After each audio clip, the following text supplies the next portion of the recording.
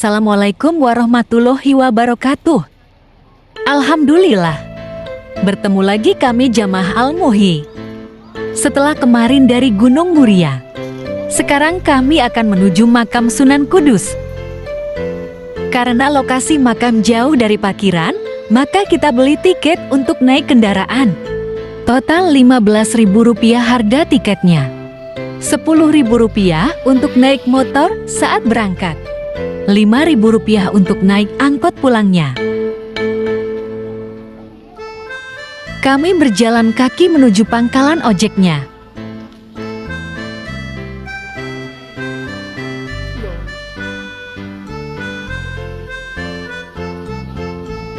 Sepanjang jalan kanan dan kiri, terdapat toko oleh-oleh.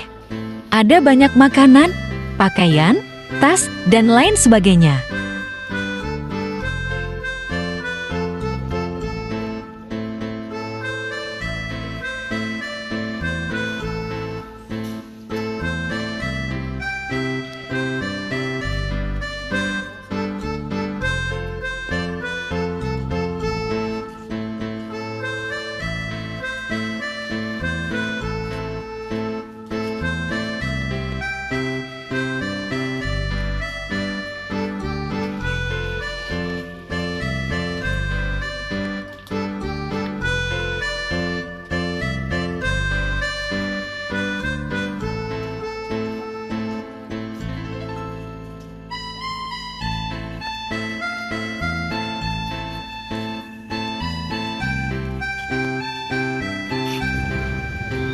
Akhirnya sampai juga di pangkalan ojek. Di sini, banyak motor siap mengantar jamaah para peziarah. Berjajar rapi dan tertib.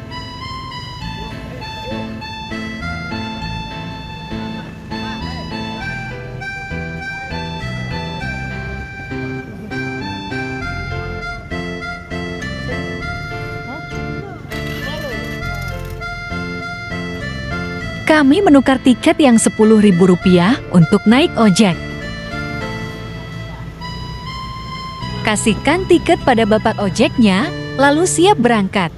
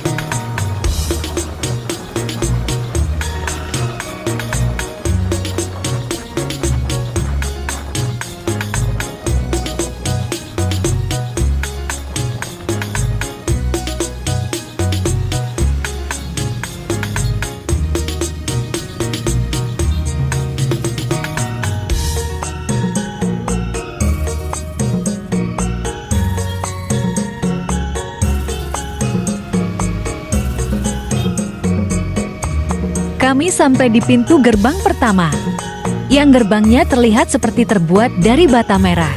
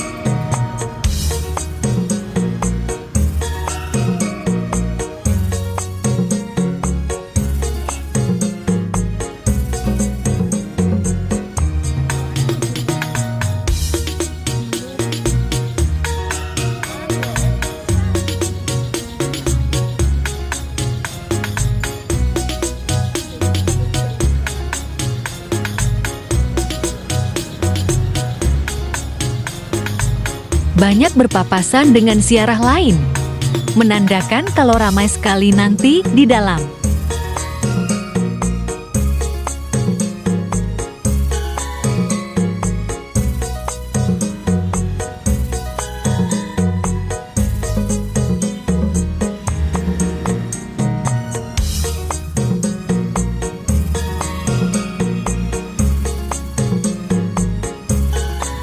Sudah kelihatan menara kudusnya.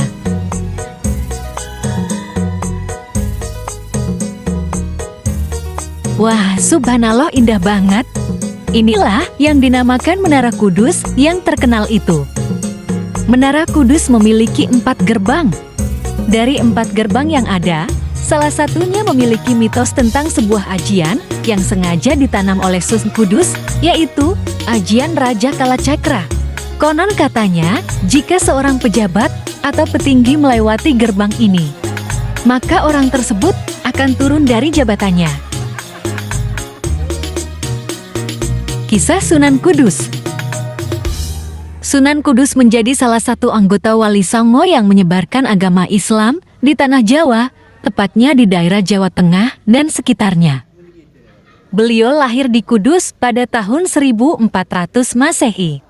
Sunan Kudus hidup di era kerajaan Hindu Jawa sedang runtuh dan agama Islam baru mulai menyebar di daerah Jawa. Sunan Kudus adalah anak dari Habib Utsman Haji atau yang lebih dikenal dengan nama Sunan Mudung. Ayahnya ini merupakan seorang menantu dari Sunan Ampal, sedangkan ibunya bernama Syarifah Ruwul atau Dewi Ruhil yang merupakan adik dari Sunan Bonang. Menurut silsilah dari keluarga Sunan Kudus, beliau merupakan keturunan ke-10 lewat jalur Husain, yaitu putra dari pernikahan putri Nabi Muhammad, yakni Siti Fatimah dengan Sayyidina Ali. Sunan Kudus memiliki nama asli Jafar Shadiq. Beliau mendapatkan gelar Raden karena ayahnya merupakan senapati atau panglima pada masa pemerintahan Kesultanan Demak. Beliau juga mendapat julukan sebagai Raden Amir Haji. Hal ini dikarenakan sewaktu naik haji, Sunan Kudus selalu mendapat peran sebagai pemimpin rombongan atau amir. Perjalanan naik hajinya ini cukup sering, sehingga nama Raden Amir Haji sangat dikenal oleh masyarakat. Sebutan nama Sunan Kudus disematkan karena beliau memilih daerah Kudus sebagai tempat berdakwahnya. Sunan Kudus menetap dan berdakwah di daerah ini selama bertahun-tahun lamanya, sehingga masyarakat setempat kemudian memanggilnya dengan sebutan Sunan Kudus. Diketahui kalau Sunan Kudus memiliki toleransi beragama yang sangat tinggi. Beliau sangat menghargai agama lain yang ada di Pulau Jawa, seperti Buddha dan Hindu. Pernah diceritakan kalau di masa awal berdakwah Sunan Kudus, ada sebuah kejadian yang hingga saat ini masih sangat diingat oleh masyarakat kota Kudus. Jadi, suatu hari beliau membeli sapi yang disebut dengan Kebu Gumarang. Sapi ini ukurannya sangat besar dan didatangkan langsung dari India menggunakan kapal. Sapi yang ukurannya besar ini tentu saja menarik perhatian masyarakat karena kandangnya tepat berada di pekarangan rumah yang bisa terlihat dari jalanan. Di masa itu, Masyarakat kota Kudus mayoritas beragama Hindu karena ajaran Islam baru mulai masuk pada saat Sunan Kudus datang ke sana. Masyarakat yang melihat Sunan Kudus memelihara sapi berukuran besar itu pun penasaran dengan apa yang akan dilakukan oleh sang pemilik. Dalam ajaran Hindu, sapi adalah hewan suci karena dianggap sebagai kendaraan yang digunakan oleh para dewa. Oleh karena itu, rasa penasaran mereka sangat tinggi dan membuat banyak orang berkerumun di depan pekarangan rumah Sunan Kudus setiap harinya. Sunan Kudus yang melihat hal tersebut akhirnya keluar dari rumah dan mengatakan kalau sapi yang ada di pekarangannya ini adalah peliharaannya. Tidak ada yang boleh menyakiti peliharaannya tersebut, apalagi membunuhnya. Beliau pun menceritakan kalau di masa kecil dirinya pernah ditolong oleh seekor sapi saat sedang dalam keadaan bahaya. Oleh karena itu, sebagai ucapan rasa terima kasihnya, Sunan Kudus melarang pengikutnya untuk menyakiti dan membunuh sapi. Beliau juga mengatakan kalau di Al-Quran terdapat salah satu surat yang bernama Surat Al-Baqarah. Surat ini memiliki arti sapi dalam bahasa Arab. Mendengar hal tersebut, tentu saja masyarakat pemeluk agama Hindu menjadi terkagum-kagum dengan sosok Sunan Kudus. Mereka pun mulai bersedia untuk mendengarkan ceramah serta dakwah dari Sunan Kudus. Sebagian dari masyarakat tersebut bahkan mempercayai kalau Sunan Kudus adalah titisan Dewa Wisnu. Berangkat dari hal itu, larangan untuk membunuh sapi masih diterapkan oleh masyarakat Kudus. Karenanya, setiap hari raya Idul Adha, mereka lebih memilih untuk berkurban kerbau. Saat beliau akan membangun sarana dan prasarana untuk digunakan oleh masyarakat setempat, Sunan Kudus menggabungkan corak dari agama Islam dan Hindu.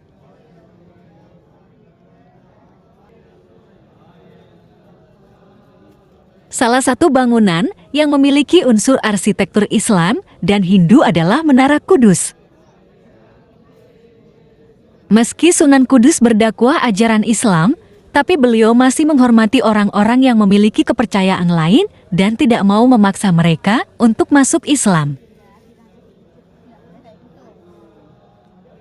Sikapnya inilah yang membuat orang-orang setempat merasa segan dan sangat menghormati Sunan Kudus, sehingga lambat laun mereka akhirnya bisa menerima ajaran beliau, yakni ajaran Islam. Meski membutuhkan waktu yang cukup lama dalam membantu kepercayaan masyarakat setempat, Sunan Kudus tetap berusaha dan tidak menyerah untuk menyebarkan ajaran Islam di Kudus. Selain menggabungkan unsur Hindu ke dalam arsitektur bangunan, Sunan Kudus juga menyempurnakan alat-alat pertukangan yang berhubungan dengan teknik pandai besi, kerajinan emas, dan keris pusaka dengan unsur Islami.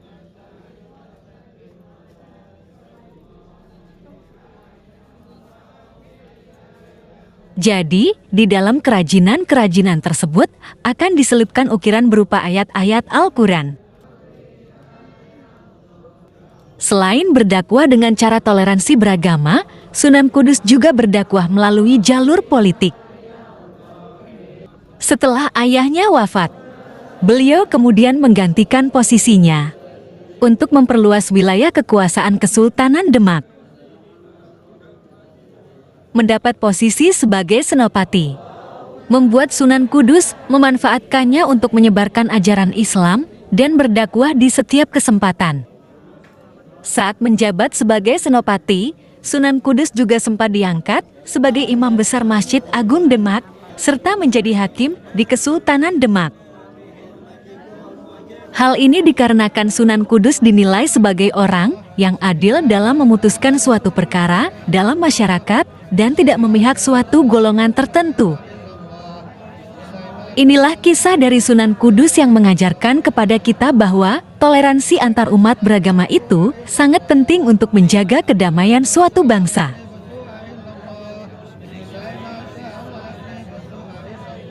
Wafatnya Sunan Kudus. Pada tahun 1550, Sunan Kudus meninggal dunia saat menjadi imam sholat subuh di Masjid Menara Kudus dalam posisi sujud, kemudian dimakamkan di lingkungan Masjid Menara Kudus. Sampai saat ini, makamnya terus didatangi para peziarah, yang setiap harinya tidak pernah sepi, baik dari Jawa ataupun dari luar Jawa. Karena termasuk Wali Songo, maka termasuk tur wisata religi yang wajib dikunjungi oleh para peziarah. Kami lanjut bertawasul, mezkir, dan tahlil yang dipimpin Bapak Ustadz Jalal, berdoa langsung kepada Allah.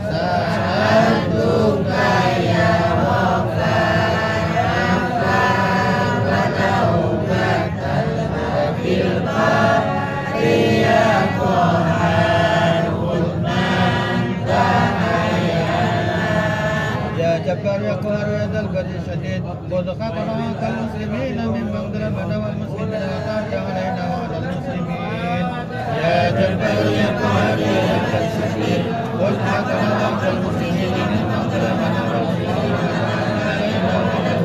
لا إله إلا الله لا إله إلا الله لا إله إلا الله لا إله إلا الله لا إله إلا الله لا إله إلا الله لا إله إلا الله لا إله إلا الله لا إله إلا الله لا إله إلا الله لا إله إلا الله لا إله إلا الله لا إله إلا الله لا إله إلا الله لا إله إلا الله لا إله إلا الله لا إله إلا الله لا إله إلا الله لا إله إلا الله أحيا عليها نموت عليها وكذبت إن شاء الله تعالى من الآمنين اللهم صل على سيدنا محمد سيدنا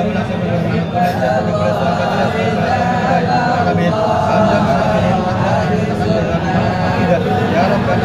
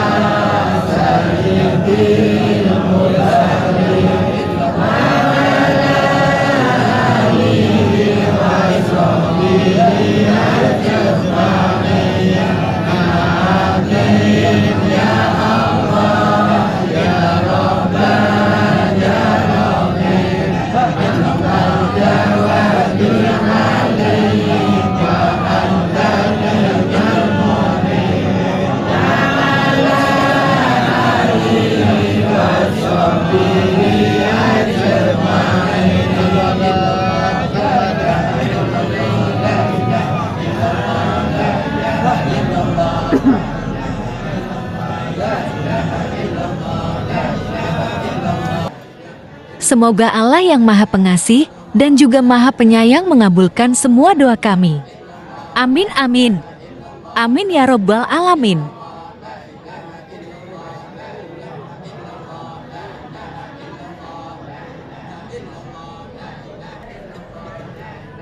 Selesai sudah zikir dan tahlil di makam Sunan Kudus ini.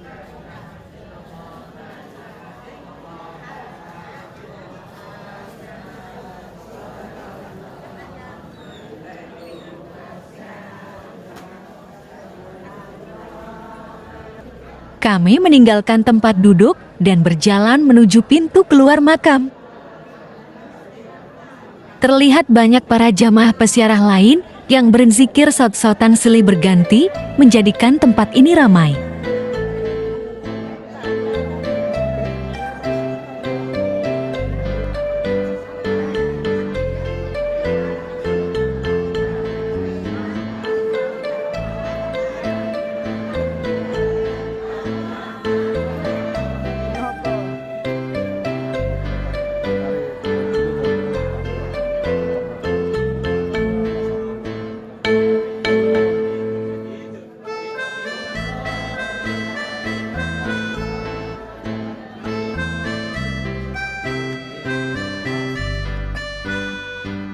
Makam-makam di sini seperti pada zaman Majapahit.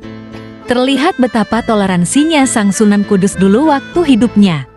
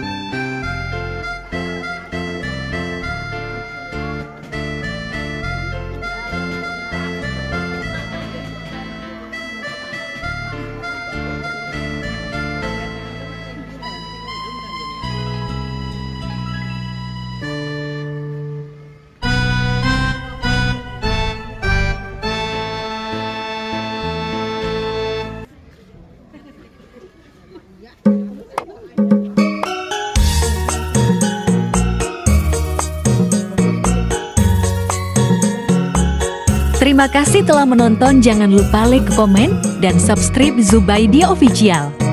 Salam sejahtera, semoga bermanfaat. Akhirul salam, wassalamualaikum warahmatullahi wabarakatuh.